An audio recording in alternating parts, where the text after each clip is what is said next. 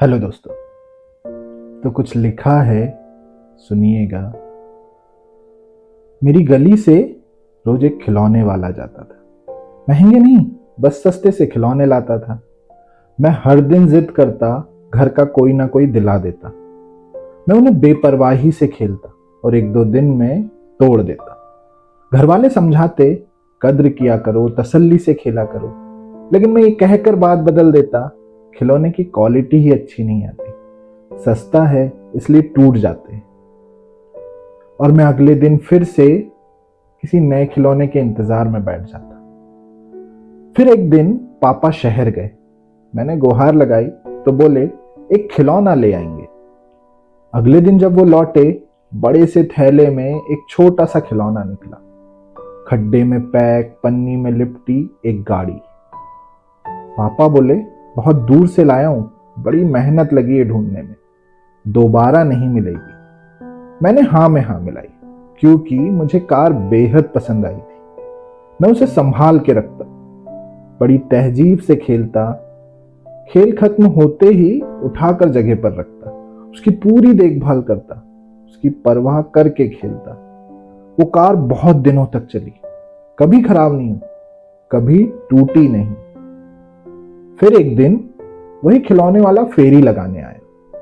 मैंने उसके ठेले पर बिल्कुल वही कार देखी। पूछा कितने की है? उसने वही 2 कौड़ी का सस्ता दाम बताया।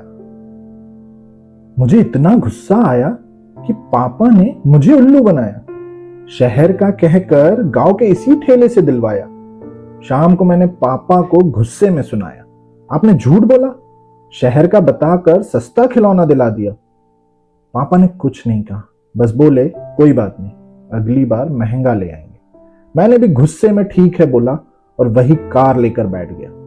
पर उस दिन मेरे खेलने में वो पहले जैसी बात नहीं थी, वो फिक्र, वो परवाह नहीं थी। मैंने उसे बेदर्दी से फर्श पर दौड़ा दिया और वो कार उसी शाम टूट गई। मैंने बिखरे हुए टुकड़े देखे और कहा, देखो सस्ती थी ना, इसलिए टूट गई। पापा ने मेरी तरफ देखा, एक हल्की सी मुस्कुराहट दी और बिना कुछ बोले वहां से चल दिए।